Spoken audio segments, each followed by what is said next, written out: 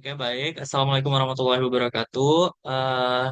Hari ini saya Muhammad Nihaya dengan NIM 23109111210056 akan membawakan beberapa materi yang berkaitan dengan anatomi muskuloskeletal. Dengan dosen pengampu yaitu Dr. Oski Liandri, Magister Kesehatan.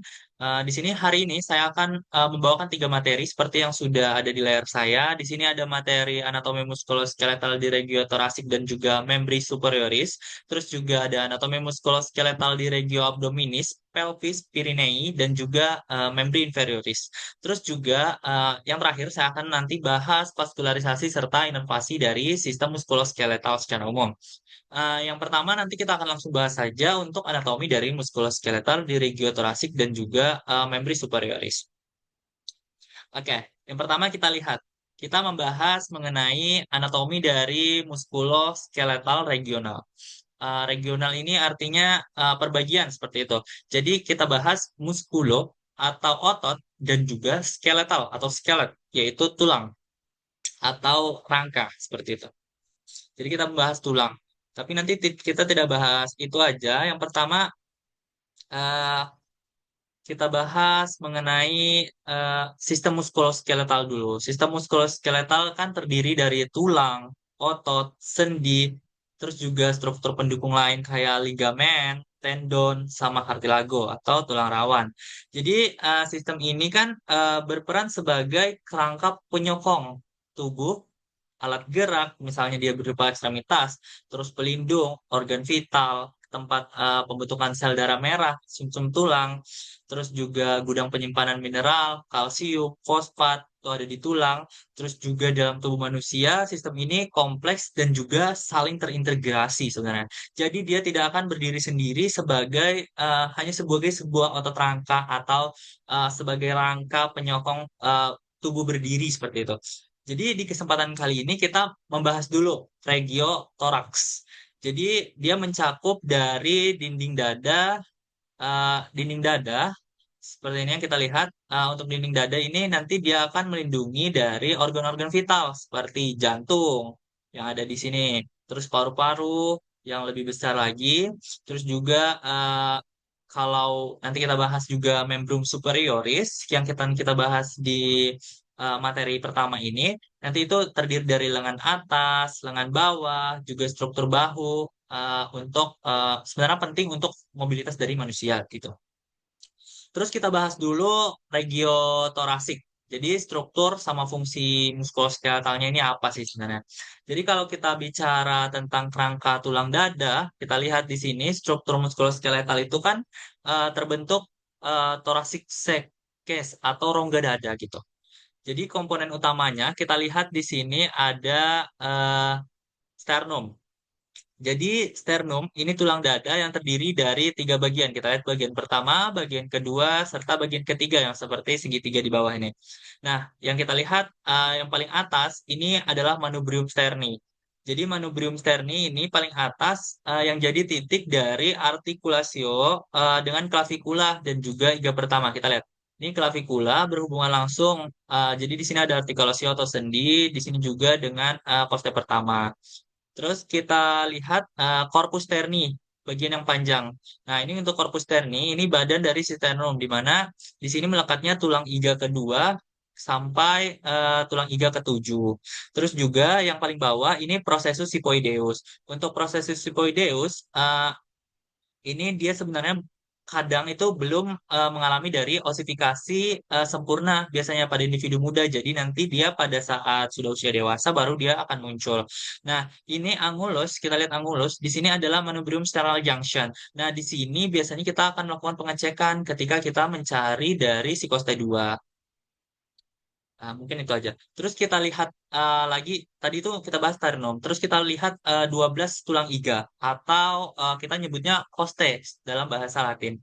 Jadi ini dibagi antara costa vera, costa supera dan juga costa fluctuantes. Jadi kita lihat di sini costa vera.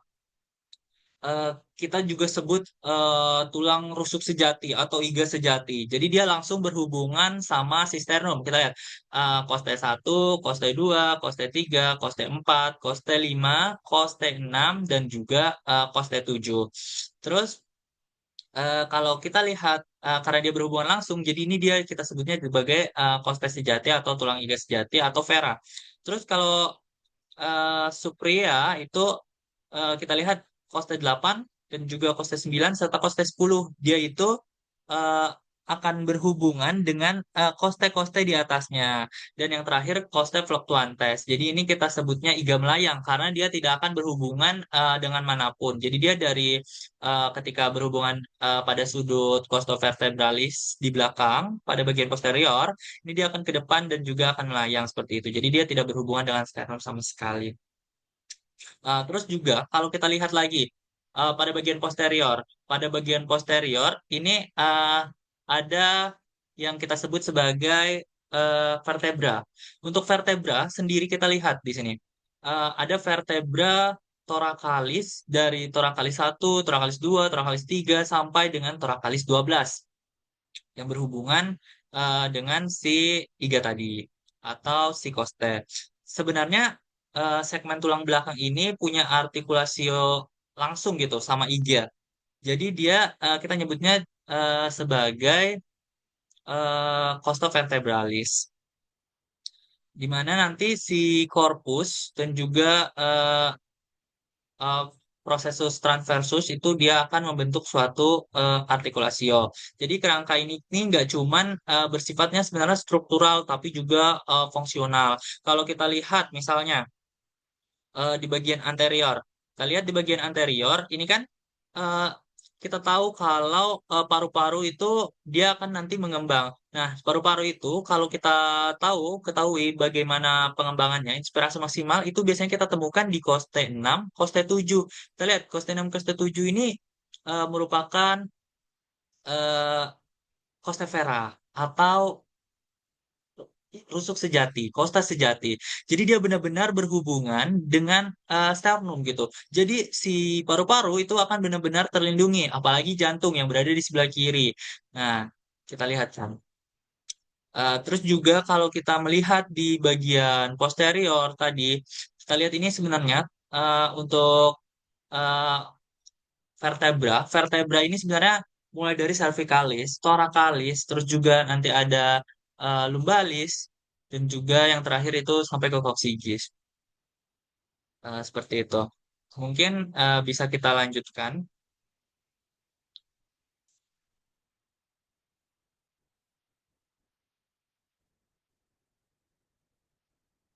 Oke, kita lanjutkan ke eh, otot-otot. Otot-otot yang ada di regiotorasis atau regio toraks gitu. Jadi kalau otot yang ada di regiotorasis ini sebenarnya dia berlapis-lapis gitu. Mulai dari otot dinding dada, kayak otot-otot yang ada di luar atau yang superficial seperti itu. Misalnya otot-otot kita bahas dari awal, otot interkostalis. Jadi otot interkostalis ini dia terletak di antara dari eh, iga-iga. Jadi kalau kita lihat, ini di antara dari setiap tulang rusuk, ini ada otot yang saling menarik antar rusuk seperti itu. Jadi untuk otot ini eh, ada dua sebenarnya. Eh, ada yang interkostalis externus atau yang di bagian luar dan juga ada interkostalis yang internus atau yang di bagian dalam. Terus kalau kita lihat juga eh, perannya. Misalnya intercostalis externus itu perannya di dalam inspirasi. Jadi ketika kita tarik nafas itu untuk muskulus muskulus intercostalis externusnya dia akan menarik gitu karena dia memendek. Jadi menarik untuk iga itu ke atas. Terus kalau ada juga kita sebut transversus thoracic. Jadi ini otot tipis di bagian anterior dada gitu untuk transversus thoracic. Jadi terus juga ada otot superficial kayak misalnya pectoralis major. Nah, untuk otot pectoralis major ini fungsinya adduksi dan juga rotasi dari medial, rotasi medial dari si humerus. Terus juga di dalamnya kalau kita buka ini akan ada yang kita sebut dengan musculus pectoralis minor. Nah, untuk musculus pectoralis minor ini fungsinya menarik skapula ke anterior dan juga inferior. Terus kita lihat di bagian sisi-sisinya ini ada musculus serratus anterior. Nah, ini musculus serratus anterior. Untuk musculus serratus anterior ini ada dari iga 1 sampai ke iga 8 dan dia melekat pada tepi medial scapula. Jadi dia fungsinya protraksi dari si scapula itu sangat penting ketika kita menggerakkan bahu seperti itu. Terus juga subclavius. Jadi subclavius ini sebenarnya ada di bagian posterior. Nah, dia di bawah klavikula terus juga menstabilkan dari si klavikula itu saat bergerak. Terus gangguan atau kelemahan salah satu otot ini juga seperti cedera nervus, thoracic, longus, seperti itu. Terus kalau kita bicara tentang sendi, mungkin kita akan kembali lagi eh, ke slide break sebelumnya. Kalau kita lihat sendi, kita lihat yang pertama itu ada articulatio costovertebralis. Seperti yang saya sebutkan tadi, di sini ada articulatio atau sendi yang menghubungkan antara vertebra dan juga costae. Terus ada arteri juga yang di sini, sternocostalis. Jadi dia menghubungkan antara sternum dan juga tiap-tiap costae. Ini kita sebutnya sternocostalis. Jadi sebagian besar kalau sendi yang ada di regiotoraks itu dia sendi-sendi yang sinkodrosis. Terus mungkin kita lanjut lagi ke slide berikutnya yaitu kita membahas tentang membrum atau membri superioris kan dia mah. Terus kalau kita bahas tentang membri superioris atau membrum superioris kita bahas mulai dari atas dulu mungkin dari clavikula. Jadi kalau kita bahas mengenai clavikula, kalau kita bahas tentang clavikula, di sini kita lihat tulang clavikula itu bentuknya seperti huruf S yang berhubungan langsung sama sternum. Tadi kita lihat di awal dia berhubungan langsung sama sternum, terus juga pada bagian belakang ujung salah satu sisinya lagi berhubungan dengan clavikula seperti itu. Jadi dia menstabilkan untuk lengan jadi penyangga antara tulang antara aksila dan juga apendikular. Terus kalau kita lihat skapula, di sini kita lihat skapula. Skapula di sini dia tulang segitiga. Kita sebutnya tulang segitiga. Jadi dia di punggung, dia punya struktur penting. Yang pertama itu spina scapula. Jadi kita lihat di sini, spina scapula ada struktur seperti garis. Dia membagi antara yang superior dan juga inferior. Apa yang dibagi di superior dan inferior? Kita lihat di sini ada supraspinata dan juga infraspinata. Jadi dia dibagi antara supraspinata dan juga infraspinatanya. Terus eh, ada juga pada scapula itu prosesus coracoideus. Nah, untuk prosesus coracoideus ini kita lihat kalau di bagian anterior, proses coracoideus. Jadi di sini tempat melekatnya si otot pectoralis minor. Pectoralis minor atau bisa brachii, nanti akan kita bahas juga. Terus ada cavitas glencoides. Glenoidalis. Jadi tempat artikulasi kepala si humerus di sini, tempat artikulasi kepala dari humerus yang membentuk sendi dari glenohumeral. Jadi di sini dia ada tidak terlihat. Terus kalau kita bahas humerus, kita bahas humerus, dia tulang panjang di bagian lengan atas. Tulang panjang di bagian lengan atas. Di sini dia punya kepala bulat nih yang masuk ke dalam kavitas glenocoides. Nah, terus juga dia punya struktur lain seperti tuberculum mayor, minor, terus juga ada sulcus inter inter intertubercularis, terus juga ada fossa olecrani di sini, ada fossa olecrani di bagian distalnya. Terus sama kita lihat di sini ada fossa olecrani nih di sini. Terus kita lanjut dulu. Ah, ini tadi untuk klavikula, klavikulanya berbentuk seperti huruf S, menghubungkan antara scapula dan juga sternum. Terus kita bahas lagi untuk lengan bawah. Untuk lengan bawah kita bahas tentang ulna dan juga radius. Untuk ulna dan radius kita lihat ulna dia di sisi medial, terus juga radius ini di sisi sebelahnya. Jadi kalau ulna itu dia eh, berhubungan dengan jari kelingking seperti itu. Jadi kalau kita melihat ulna yang mana, kita lihat jari kelingking kita. Kalau radius dia berhubungan dengan sisi lateral ibu jari seperti itu. Terus kita lihat oke. Kita lihat untuk tulang karpal, karpal, metakarpal, dan juga falang. Nah, jadi ini yang membentuk dari tangan terdiri dari ada 8 tulang karpal, terus ada 5 metakarpal, dan juga ada 14 falang. Oke. Mungkin kita lanjut ke otot-otot membrum superioris. Kita bahas di sini otot di bagian lengan bawah. Nah, kalau otot-otot yang ada di lengan bawah, kita lihat di sini dibagi menjadi eh, otot-otot flexor dan juga otot-otot extensor. Kalau kita lihat banyak otot instrinsik di tangan itu seperti lumbrikal. Jadi dia interossei, palmar, dan juga dorsal, serta otot tenar atau ibu jari. Terus hipotenar seperti yang di kelingking, yang memberikan kemampuan presisi seperti menulis, menggenggam, seperti itu. Terus kalau kita lihat otot-otot yang ada di eh, regio regio lengan atas seperti ini, kita lihat untuk bagian anterior, anterior posisi anatomis. Nah, itu otot-otot yang berfungsi sebagai flexor. Kita lihat di sini ada bicep brachii. Jadi untuk otot bicep brachii, di sini dia akan flexor dari siku dan juga supinator seperti itu. Terus kita lihat ada musculus brachialis. Untuk musculus brachialis ini flexor utama. Jadi ini yang benar-benar bekerja ketika terjadinya fleksi gitu. Terus juga ada coracobrachialis. Jadi ini untuk mengangkat dan juga menstabilkan bahu. Terus kalau kita eh, lihat di bagian posterior, posterior ini kita lihat ada otot yang besar. Kita sebutnya tricep brachii. Jadi dia ada terdiri dari 3 otot. Eh, disebut caput longum yang panjang, terus caput lateral yang jauh dan juga tendo. Kalau tendo ini sebenarnya bisa disebut kaput brevis.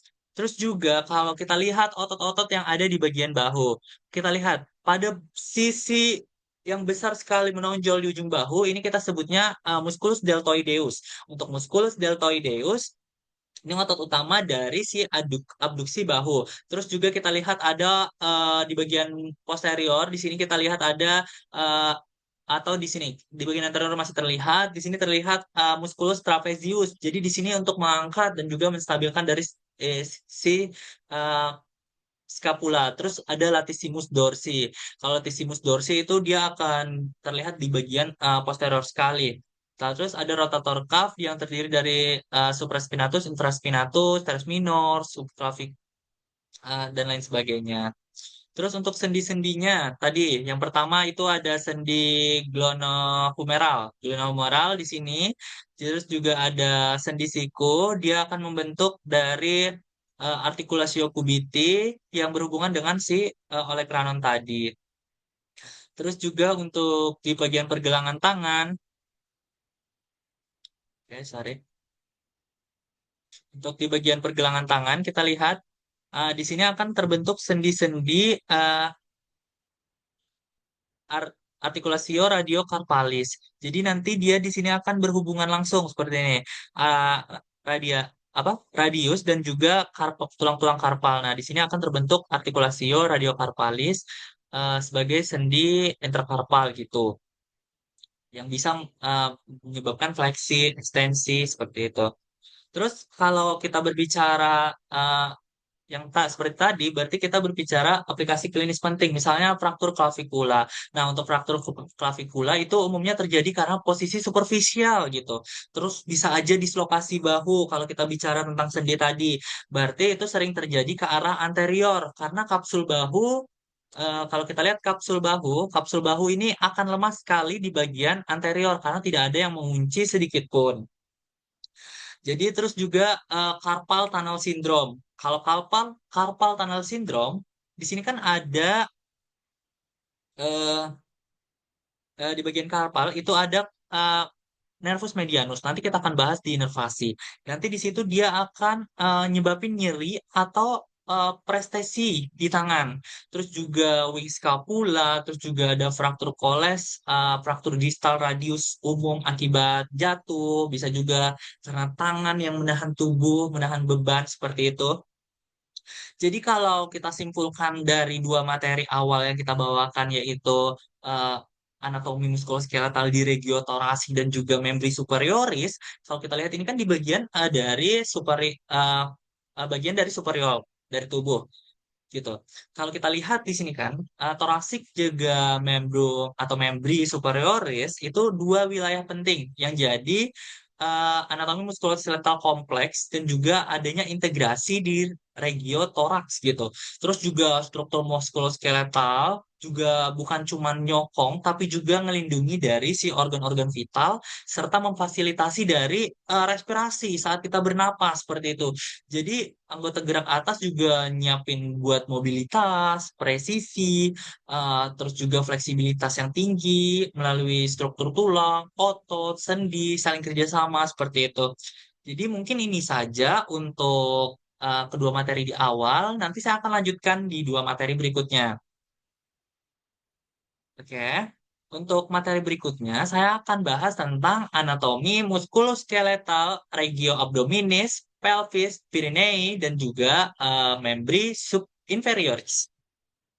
Kalau kita bahas yang pertama abdominis. Kalau kita lihat abdominis ini kan di bagian bawah dari regiotoraks tadi. Jadi ketika kita lihat regiotoraks di sini, nah di bagian bawahnya ini merupakan regio abdominis atau abdomen atau perut.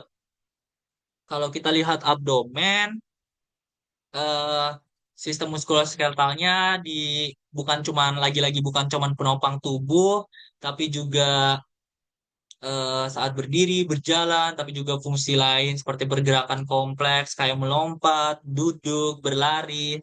Beda sama sistem muskuloskeletal tubuh di bagian atas tadi yang didesain untuk mobilitas, terus fleksibilitas.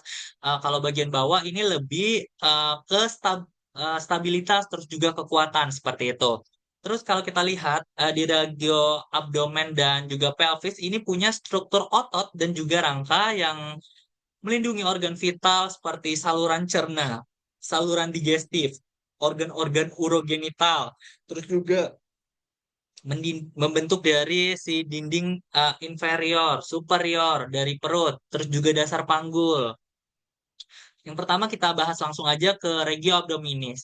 Nah, kalau kita lihat regio abdominis atau regio perut, ini kita lihat dari struktur tulang pendukung. Kita lihat dulu untuk tulang pendukungnya itu kita lihat sebenarnya tadi bisa di awal di toraks. Kalau kita lihat saya sebutkan tadi ada koste yang koste vera sampai koste 7 itu di bawahnya itu sudah masuk dari si regio abdominis di sini. Di sini kan terlihat koste 7. Nah, di bawah ini koste 7 sampai koste 12 atau kosta yang melayang tadi itu sudah masuk eh, perut gitu, abdominal, regio abdominal. Terus tadi juga di bagian posterior ada kolumna vertebralis. Nah, kolumna vertebralis tadi kita bahas sampai torasika, vertebra torasika yang ke-12. Nah, sekarang kita akan ke kolumna vertebralis lumbalis gitu. Jadi dia akan dari ada 5 L1 sampai L5, lumbalis 1 sampai lumbalis 5 di bagian posterior. Terus kalau di bagian pelvis, nah ini dia akan ada di bagian bawah seperti ini, di bagian inferior dari regio abdominis. Terus kita lihat terlebih dahulu untuk otot-otot dari si dinding abdomen. Kalau dinding abdomen sendiri itu terdiri dari lapisan otot yang berperan dari untuk menopang organ visceral dan juga berfungsi dalam gerakan seperti fleksi batang tubuh, terus juga pernafasan, batuk, tekanan intraabdomen seperti itu. Terus kalau kita lihat dari otot superficial terlebih dahulu, yang di sini ya. Kita lihat di sini ada musculus obliquus externus. Kita lihat musculus obliquus externus. Nah, musculus obliquus externus dia ada dua pars, ada pars muscularis dan juga pars aponeurotica. Nah, di sini ada pars muscularis dan juga pars aponeurotica. Untuk musculus obliquus externus abdominis, ini dia serabutnya ke arah inferomedial. Jadi dia ke arah inferior dan juga ke arah medial. Kita lihat nih dari sisi lateral ke arah medial bagian inferior. Terus ada eh, musculus internus abdominis. Nah, kalau kita musculus obliquus internus abdominis. Nah, kalau kita lihat di sini musculus internus abdominis kelihatan di sini yang saya tunjuk. Ini dia serabutnya malah ke arah superomedial. Jadi dia dari lateral ke arah superior ke bagian medial.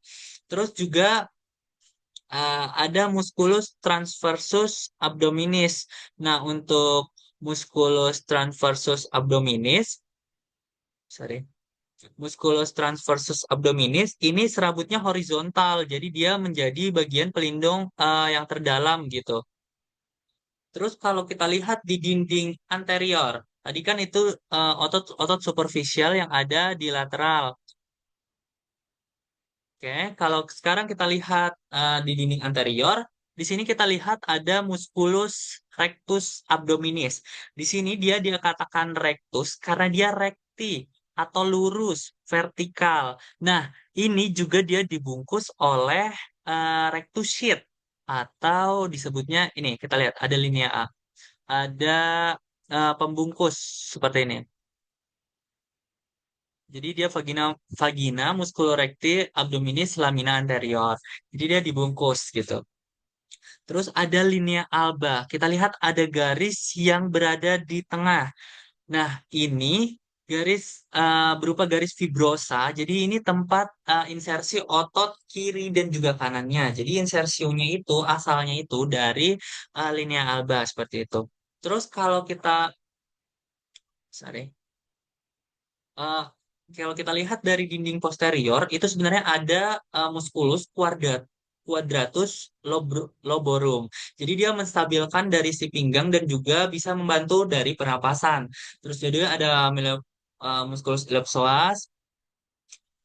Terus ada lagi fascia dan juga struktur pendukung. Untuk fascia, ini ada fascia transversalis. Jadi dia kalau kita buka itu dia ada pembungkus dari sebelum peritoneum. Jadi sebelum peritoneum, dinding peritoneum itu ada di dalam dari regio abdomen. Jadi kalau kita buka itu dia akan terlihat fascia transversalis. Terus juga ada annulus inguinalis di bagian inferior, tempat di mana sebenarnya itu sangat potensial terjadinya hernia atau pembengkakan dari usus gitu. Jadi si usus itu nanti akan keluar merobek dari muskul muscle otot gitu. Nanti dia akan keluar. Jadi kalau ada terjadi dia akan membengkak seperti itu. Terus kita lanjut ke bagian pelvis dan juga perineum. Kalau kita lihat dari kerangka dan juga ototnya, kalau di tulang-tulang yang ada di pelvis itu sebenarnya terdiri dari eh oskokse. Ini kita sebutnya oskokse. Dia terdiri dari ilium, ischium, dan juga pubis gitu. Terus juga ada osakrum dan juga oskoksigis. Dia mungkin di sini akan terlihat osakrum dan juga pada bagian yang di ujung ini ada oskoksigis seperti ini. Kalau kita lihat pada potongan media seperti ini, di sini dia osakrum tadi dan juga oskoksigis ini sebenarnya akan berhubungan langsung dengan si kolumna vertebralis. Jadi ini akan terhubung sampai ke bagian dari si pelvis dan juga pirinei di sini. Terus ada artikulasio yang cukup penting sebenarnya si tadi sacroiliaca. Jadi si osakrum ini nanti akan berhubungan dengan eh, iliaka gini. Jadi si sakrum itu akan berhubungan dengan iliaka di bagian sebelah sini. Jadi nanti dia akan terhubung antara sakrum dan juga iliaka. Terus juga ada simfisis. Nah, kalau simfisis itu kita lihat sebenarnya untuk oskopse ini kan tergabung seperti itu. Nanti dia akan ada yang menghubungkan seperti itu. Jadi penghubungnya ini kita sebut sebagai simfisis pubis. Untuk sendinya sebenarnya sendi cartilaginosa antara kedua pubis gitu. Terus juga untuk pelvis, ini dia akan membentuk pelvis ring yang sangat kuat. Jadi dia akan bisa makanya seperti bulat seperti ini. Nanti dia akan menopang dari si berat badan juga untuk beratnya nanti akan ditransfer ke bagian ekstremitas inferior. Terus kalau kita lihat otot-otot yang ada di bagian panggul, kita lihat di sini ada pelvic wall muscle. Jadi dia di sini akan membentuk dari si dinding dari pelvis gitu. Dia ada otot piriformis. Terus juga dia ini berasal dari si sakrum ya sebenarnya. Jadi dia akan berasal dari si sakrum, terus juga akan ke foramen ischiadicum maius. Nanti juga ada musculus obturator internus seperti itu. Dia nanti akan menutup si foramen dari obturatum gitu.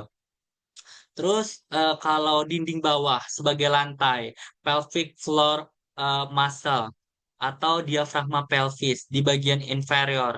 Nah, ini ada levator ani. Kita lihat ada levator ani di sini, diafragma pelvis, ada levator ani. Di sini sebenarnya dia terdiri atas tiga otot. Ada puborectalis, pubococcygeus, dan iliococcygeus.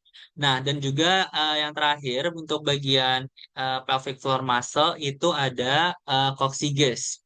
Untuk coccygeus ini sebenarnya semuanya dari otot-otot panggul atau pelvic muscle ini dia berfungsi untuk menopang dari organ-organ yang ada di pelvis, rahim, kandung kemih, rektum, serta mempertahankan dari si kontensia urin dan juga feses. Kayak di sini kan ada banyak sekali organ-organ yang terdapat pada regio pelvis dan juga perineum gini. Kita lihat di sini ada eh, cukup banyak. Kita lihat ada musculus levator ani di sini musculus levator ani, terus di sini musculus sphincter ani externus. Jadi di sini yang akan menahan ketika rasa ingin buang air besar seperti itu. Terus juga kita lihat ada musculus transversus perineum profundus. Jadi dia akan berbentuk transversal seperti itu untuk ototnya. Terus kalau kita bicara regio perineum, untuk regio perineum sebenarnya struktur muskuloskeletalnya itu mirip aja. Struktur pentingnya itu cuma ada di musculus bulbosus spongiosum, terus ada musculus ischiocavernosus dan juga transversus perineum superficialis gitu. Terus tadi itu regio urogenitalis. Jadi yang berperan dalam uh, bagian uro dan juga genital. Jadi dia berperan pada kemaluan dan juga sistem uro gitu, urorepro ya. Terus ada regionalis. Nah, kalau regionalis ini biasanya di bagian posterior. Jadi kayak levator ani, sphincter ani externus, terus transversus perineum profundus itu tadi sudah saya sebutkan juga. Saya perlihatkan di slide di sini musculus sphincter ani externus, transversus perineum profundus dan juga levator ani. Ini dia di bagian posterior, dia akan membantu dari eh, kontrol miksi seperti itu, buang air, misalnya yang anterior tadi, terus ereksi, ejakulasi, serta dukungan dasar dari si organ pelvis. Terus kalau kita bicara lagi tentang membrum inferioris atau membri inferioris, kita bicara dari tulang. Tadi ini kita sudah bahas bagian panggul, kita bahas dari tulang-tulang yang di bawah. Kita lihat tulang panggul atau paha. Kita lihat di sini dia ada caputosis femoris, bentuknya bulat sekali. Nanti dia akan terhubung langsung dengan kopsi, os kopsi. Nanti dia akan membentuk uh,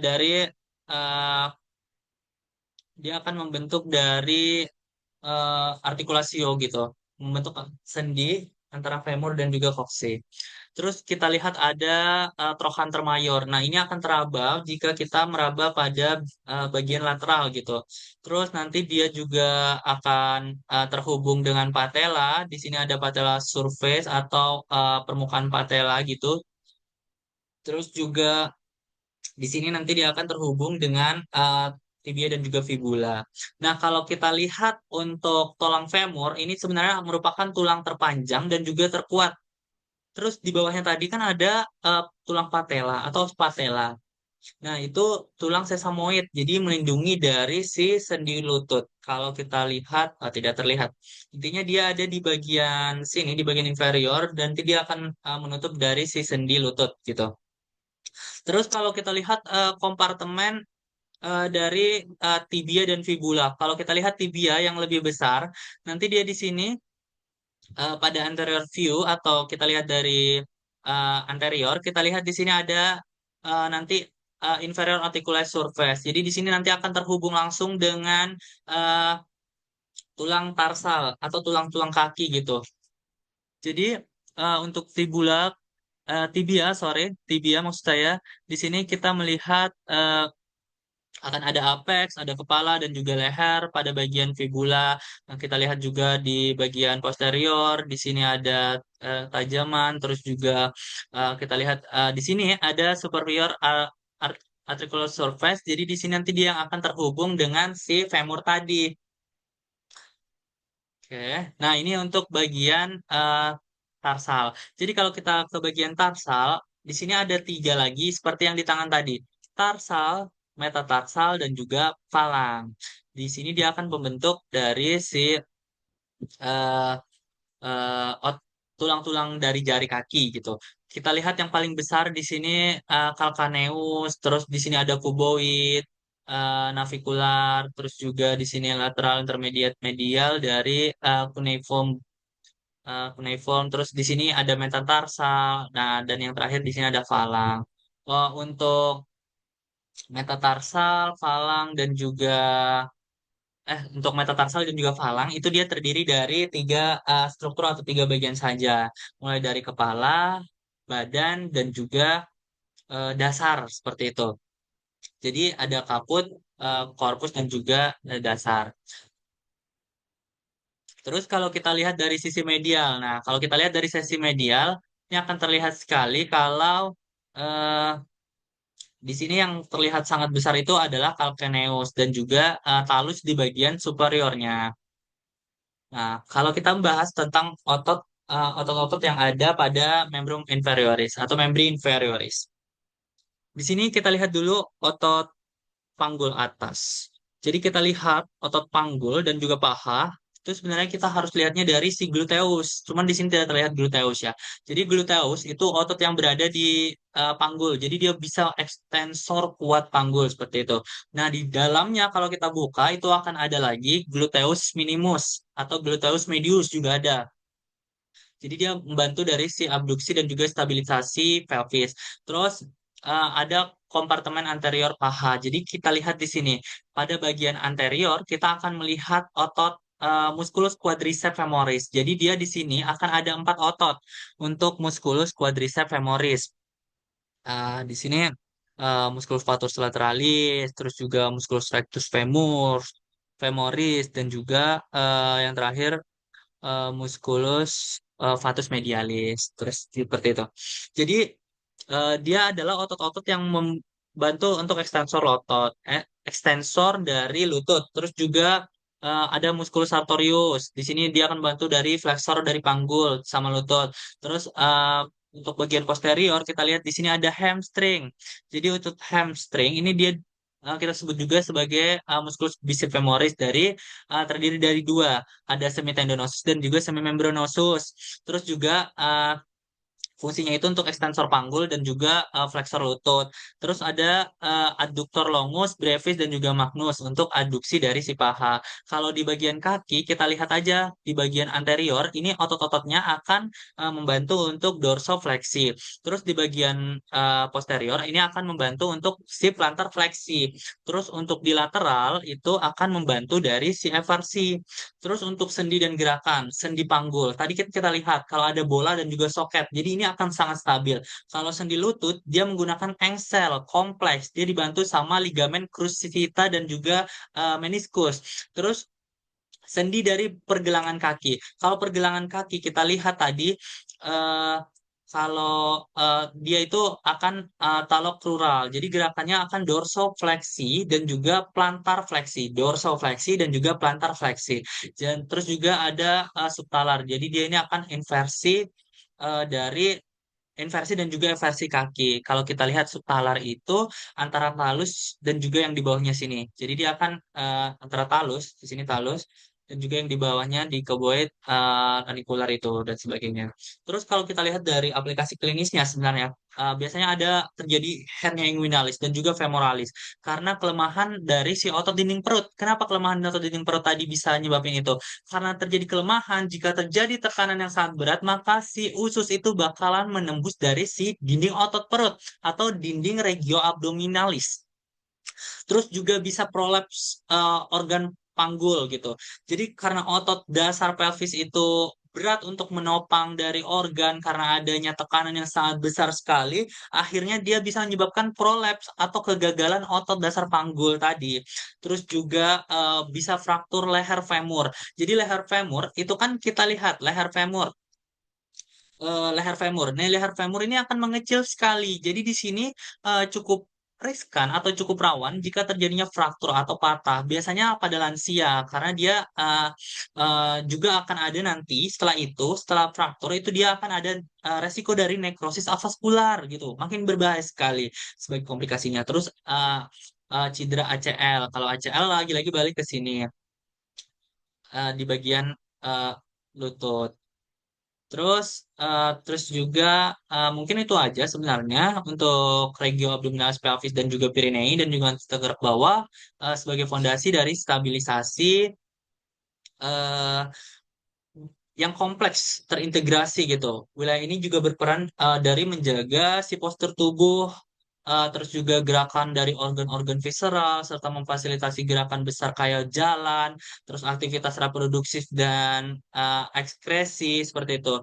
Mungkin penjelasan saya ini saja. Semoga materi ini bermanfaat dalam memperdalam pemahaman kita mengenai sistem muskuloskeletal. Nanti setelah ini akan saya bahas lagi mengenai vaskularisasi dan juga inervasi. Tapi sebelum itu, kalau kita melihat dari regio abdominalis, terus juga Pirinei, terus juga eh, membri inferioris, ini akan sebenarnya struktur yang sangat kompleks. Lagi-lagi saya bilang struktur yang sangat kompleks dan terintegrasi.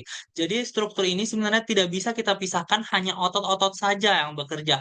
Hanya eh, tulang-tulang saja yang ada di situ. Tulang juga tidak akan bergerak atau ose itu tidak akan bergerak ketika tidak ada otot-otot. Tapi otot-otot juga tidak akan bergerak ketika dia tidak ada inervasi. Inervasi itu persarafan. Nanti kita bahas lebih jauh lagi. Terus juga otot-otot itu tidak akan bisa hidup. Otot-otot juga perlu makanan. Jadi otot-otot itu ibaratnya kita katakan tadi perlu makanan seperti itu. Jadi otot-otot ini nanti membutuhkan darah. Jadi darah-darah itu nanti akan mengalir sampai ke otot. Nah, inilah yang kita sebut dengan vaskularisasi. Jadi kita akan bahas vaskularisasi dan juga inervasi pada eh, sistem muskuloskeletal. Untuk vaskularisasi dan inervasi, mungkin kita bahas dulu dari eh, untuk vaskularisasi dulu. Jadi vaskularisasi ini kita eh, dia akan memastikan dari si oksigen, nutrien, metabolit itu dapat menjangkau otot dan juga tulang seperti itu. Jadi nanti dia akan eh, mas tulang-tulang, terus otot-otot itu akan mendapatkan nutrisi dari darah. Terus juga inervasi. Jadi inervasi yang seperti ini, dia akan memberikan kendali saraf atas gerakan baik sadar, motorik, somatik, atau refleks. Refleks ini dia biasanya berupa sensoris dan juga proprioseptif gitu. Terus kalau kita lihat vaskularisasi, kita kembali. Untuk vaskularisasi dari muskuloskeletal, sebenarnya kalau kita belajar vaskularisasi, kita belajar dari si aliran darahnya. Jadi otot, tulang itu dapat suplai darah dari arteri besar yang bercabang-cabang ke arteri-arteri kecil. Kita lihat. Ini untuk penggambaran dari arteri. Kita lihat. Oke. Jadi dia akan bercabang menjadi arteri kecil hingga di ujung-ujung dari kulit ini menjadi sebuah kapiler yang akan nanti menyuplai setiap serat otot dan juga struktur tulang yang ada di sekitarnya. Contoh misal, kita lihat pada bagian ekstremitas atas. Ekstremitas atas ini sumber perdarahannya dari arteri subclavia. Jadi arteri subclavia ini akan berjalan terus, dia akan berjalan terus, nanti dia akan menjadi arteri aksilaris. Nah, arteri aksilaris ini nanti akan berjalan lagi menjadi arteri brachialis. Nah, kemudian si arteri brachialis ini yang nanti akan bercabang menjadi dua, arteri radialis yang menuju ke sisi lateral, ke sisi ibu jari di sini. Nah, ini arteri radialis. Terus di sini arteri ulnaris. Nah, arteri ulnaris ini menuju ke sisi medial atau kelingking seperti itu. Jadi di tangan ini kedua arteri ini membentuk. Nah, di sini dia akan membentuk sebuah arcus. Nah, ya, bentuk sebuah lengkungan. Arcus palmaris profundus dan juga arcus palmaris superficialis. Dia akan menyuplai dari si ibu-ibu jari. Ibu-ibu jari otot-otot intrinsik dari tangan.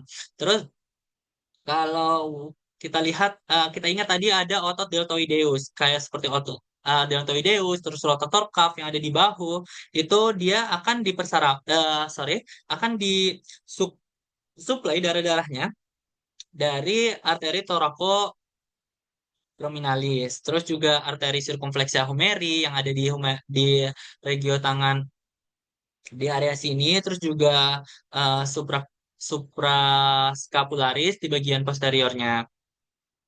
Terus kalau kita lihat regio torasik dan juga regio abdominis. Kalau kita lihat di sini, dia akan ada arteri, sorry, akan ada arteri torasika interna. Nah, untuk arteri torasika interna ini akan langsung memperdarahi di regio-regio toraks terus atau eh, pada di bagian interkostal, tadi ada musculus interkostalis. Nah, itu juga akan ada arteri yang mempersarafi, arteri yang memvaskularisasi, maksud saya. Arteri yang memvaskularisasi, saya ulangi, akan ada arteri yang memvaskularisasi yaitu arteri interkostalis di bagian anterior dan juga di bagian posterior. Terus juga di bagian dinding abdomen, di sini akan ada dipersarafi oleh arteri epigastrika superior, terus juga ada arteri lombalis dan juga ada arteri iliaca profunda. Jadi eh, itu yang akan mempersarafi di bagian dinding abdomen gitu. Terus kalau eh, oh, sorry. Sebelumnya, untuk otot-otot perut itu sangat vaskular karena mendukung dari si fungsi tekanan intraabdomen, kayak defekasi, batuk, partus. Itu sangat membutuhkan makanan yang banyak lah seperti itu dari vaskularisasi atau dari peredaran darah. Terus kalau regio pelvis perineum itu kita lihat di sini ada arteri iliaca interna, ada arteri interna nanti juga akan bercabang lagi menjadi arteri gluteal superior inferior untuk otot gluteal, terus juga arteri obturatoria untuk otot adduktor gitu. Terus ada pudenda, arteri pudenda interna, di situ otot kulit juga kulit perineum, sphincter, genitalia, eksterna, gitu-gitu. Terus juga perineum ini kayak vaskularisasi karena dia menjaga dari integritas jaringan yang juga menopang dari si uretra, vagina, juga rektum. Terus kalau kita lihat pada regio inferior, kita lihat di sini percabangan awal itu di arteri femoralis. Nanti dia akan bercabang menjadi arteri profunda femoris. Terus di sini dia akan memvaskularisasi dari quadriceps dan juga otot-otot paha yang bagian dalam. Terus ada sebenarnya di sini eh, arteri circumflexa femoris. Nah, ini dia nanti akan mempersarafi yang di leher femur, yang ke bagian atas, ke bagian superior. Terus kita lihat untuk arteri femoralis tadi akan terus terus lanjut ke bagian inferior, nanti dia akan berubah menjadi arteri poplitea. Nah, untuk arteri poplitea nanti dia akan berlanjut lagi, akan bercabang menjadi arteri tibialis posterior dan juga arteri tibialis anterior. Nah, untuk arteri tibialis anterior itu dia akan langsung ke dorsum kaki. Jadi dia akan langsung nih menuju ke arteri dorsa pedis. Jadi dia akan memvaskularisasi dari regio dari yang berada pada superior dari pedis gitu. Terus untuk arteri tibialis ini akan lanjut ke plantar kaki ke bagian inferior. Jadi dia nanti akan membentuk arkus plantar seperti ini. Kita bisa lihat ada arkus arkus plantar. Untuk venanya berjalan sama dengan arteri. Jadi mungkin bisa kita lanjut aja ke vaskularisasi, inervasi maksud saya. Untuk inervasi dari sistem muskuloskeletal, ini kita bahas mengenai persarafan. Jadi otot itu bekerja berdasarkan dari impuls listrik yang dikirimkan dari sistem saraf pusat melalui saraf tepi. Nah, setiap kelompok dari otot yang disuplai sama saraf motorik itu menerima dari informasi balik melalui saraf sensorik dan juga proprioseptif. Terus kalau kita lihat untuk ekstremitas atas, untuk ekstremitas atas kita lihat di sini akan dipersarafi oleh plexus brachialis. Jadi plexus brachialis ini akan keluar dari cervical kelima hingga ke torakal yang pertama. Dia akan keluar dari vertebralis. Jadi dia sebenarnya ini eh, apa? Maksudnya nervus spinalis. Jadi dia akan keluar dari cervical 5 sampai torakal 1. Dia akan bercabang nanti akan menjadi nervus musculocutaneus. Jadi dia akan membantu otot-otot tangan itu flexor lengan atas gitu. Jadi dia akan mempersarafi di bagian bicep, brachialis, terus juga ada nervus axillaris di bagian ketiak. Nah, di sini dia akan mempersarafi musculus deltoideus, terus juga teres minor, terus ada nervus medianus, dia akan mempersarafi ke bagian lengan bawah di bagian medial, terus juga nervus ulnaris. Kalau nervus ulnaris, kita lihat yang bagian anterior. Nah, untuk nervus ulnaris, kita lihat dia akan mempersarafi sebagian otot tangan. Jadi nanti dia akan mempersarafi ke bagian eh jadi kelingking seperti itu. Terus untuk nervus radialis, dia seluruh dari ekstensor tangan akan dipegang oleh si nervus radialis. Jadi otot-otot ekstensor itu akan dipersarafi oleh nervus radialis. Kalau kita lihat lagi, kalau kita lihat di bagian regiotoraks dan juga abdomen, itu dia akan dipersarafi oleh nervus intercostalis yang keluar dari torakal 1 sampai torakal 11. Jadi otot-otot eh, intercostalis itu akan diinervasi oleh nervus intercostalis sehingga bisa berkontraksi. Terus juga sensor kulit yang ada pada bagian dada ini juga karena ada peranan dari si nervus intercostalis. Terus juga ada yang keluar dari torakal 12 itu nervus subcostalis. Nah, nervus subcostalis namanya aja sub. Jadi dia di bawah gitu. Setelah dari torakal 12. Jadi dia ini akan otot dinding abdomen di bagian bawah itu akan dipersarapi oleh nervus subcostalis. Jadi dia akan turun seperti ini eh, setelah keluar dari eh, spinal yang ke-12, torakal 12. Terus ada nervus ileogastricus dan ileoinguinalis, dia keluarnya di lumbal 1. Jadi dia di sini akan keluar Terus juga dia akan mempersarafi dari dinding perut bagian bawah dan juga perineum di bagian atas. Jadi kalau ada misalnya blok saraf di area ini bisa membantu dari prosedur operasi abdominal, misalnya sesar seperti itu.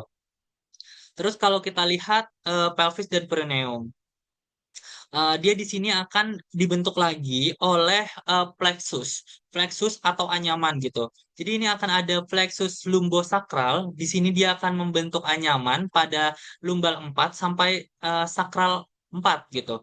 Jadi nanti misalnya eh, gluteus medius dan minimus yang ada lebih dalam dari gluteus maximus itu dia akan dipersarafi oleh gluteus superior.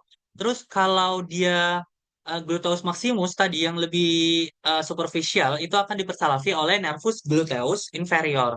Terus ada nervus pudendus. Untuk nervus pudendus ini keluarnya spesifik dari sakral 2 dan sampai sakral 4. Jadi seluruh otot dasar panggul, sphincter eksternal itu juga akan dipersarafi dari si nervus oleh nervus pudendus.